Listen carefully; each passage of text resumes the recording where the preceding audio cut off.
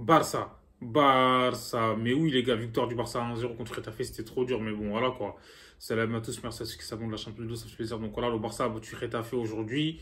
C'est un match difficile parce que Retafe, en fait, c'est une équipe qui est restée derrière. Donc on sait que c'est compliqué. Donc, on sait très bien que les adversaires du Barça, ils jouent tous derrière et ils espèrent jouer en contre.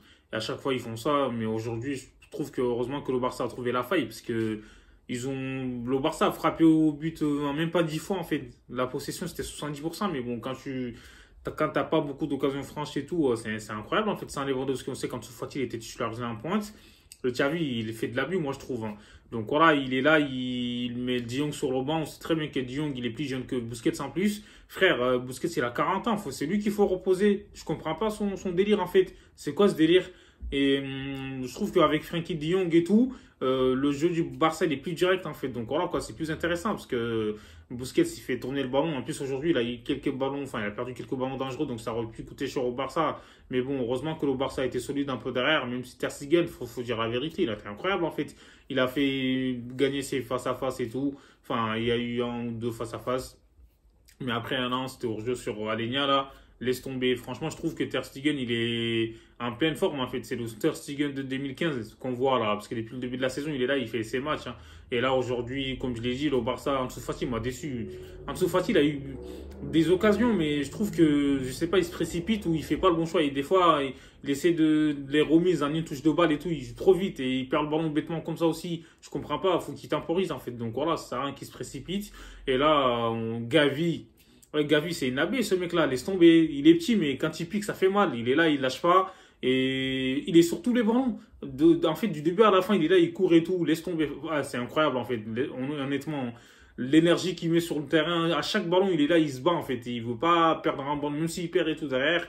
Et il fait des fautes des fois, mais je trouve que voilà, faut qu'il se calme un peu, parce que des fois, les fautes inutiles, ça sert à rien, tu vois. Et aujourd'hui, Gavi, encore une fois, il a été très bon, c'était monstrueux, je trouve, hein. Donc voilà, il est très jeune. En plus, Xavi, il le balade un peu partout sur le terrain. Et là, Pedri, c'est ce Pedri-là qu'on veut en fait. On veut plus le voir dans la surface des réparations. On l'a bien vu dès qu'il est rentré aujourd'hui là dans la surface, il a marqué son but. Donc Rafinha, il a fait une passe D. Mais il faut parler de Rafinha. Franchement, je trouve qu'il était catastrophique là aujourd'hui. Je trouve, hein. Dans le sens où il a perdu beaucoup de ballons. Il est pas concentré. Franchement, Rafinha, il peut faire mieux que ça en fait. C'est ça, on attend plus de lui. Donc, va falloir qu'il hausse au niveau, hein, parce que là, c'est chaud. Là. Dembélé, il a fait son match, il a été incroyablement bon aussi. Donc, Dembélé, on sait tous que c'est le dernier geste en fait qui lui manque. Dembélé, il faut qu'il s'améliore dans ce domaine. Et là, Ousmane Dembélé aussi, il aurait pu claquer son but, mais bon, on sait que dans la finition, il est pas ouf. Là, comme je l'ai dit, Rafinha, il est mieux à droite, parce que tu as vu quand il a mis à gauche et tout, même si la passe vient de la gauche. Mais là, je trouve que laisse tomber, il perd beaucoup de ballons, c'est un truc de ouf.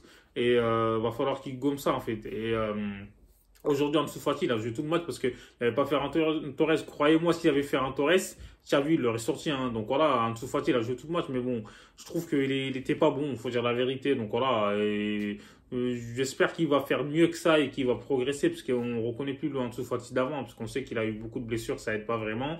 Mais aujourd'hui, en tout cas, derrière, Christensen et tout, derrière, ça rassure. Et voilà, le côté droit, il a mis Araujo aussi sur le banc. Remo Roberto, il a joué. Balde, on sait qu'il fait ses matchs, même si en première mi-temps, il a eu quelques pertes de balles, même s'il a été sorti à la mi-temps.